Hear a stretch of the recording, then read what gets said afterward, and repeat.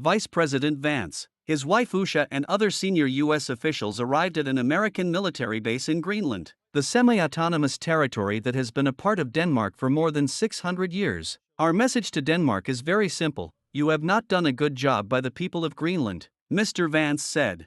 You have underinvested in the people of Greenland, and you have underinvested in the security architecture of this incredible, beautiful landmass filled with incredible people. We need to ensure that America is leading in the Arctic. Shortly before Mr. Vance spoke from Greenland on Friday, Mr. Trump continued his threats of taking over the territory, saying, "We need Greenland, very importantly, for international security.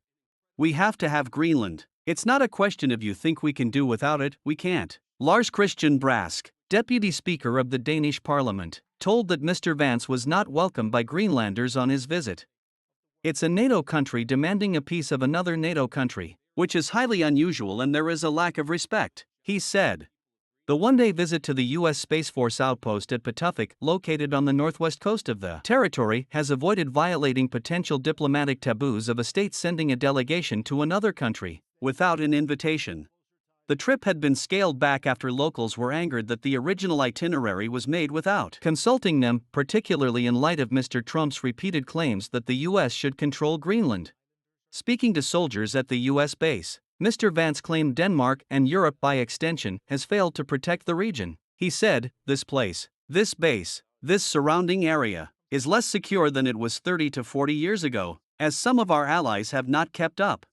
Europe has not kept pace with military spending, and Denmark has not kept pace in devoting the resources necessary to keep this base, to keep our troops, and in my view to keep the people of Greenland safe from a lot of aggressive incursions from Russia, China, and other nations."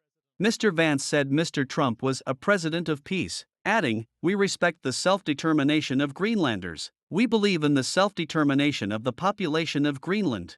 Asked if plans have been drafted to use military force to take over Greenland, he indicated the White House planned to wait for the people of the territory to vote for self-determination before acting.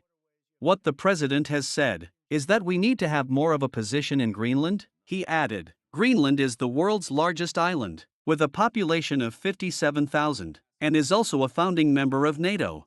Straddling the Arctic Circle between the U.S., Russia, and Europe, the island offers a unique geopolitical advantage that America has eyed for more than 150 years.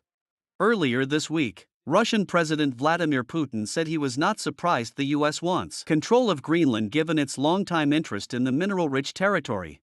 "It can look surprising only at first glance, and it would be wrong to believe that this is some sort of extravagant talk by the current U.S. administration," Mr. Putin said.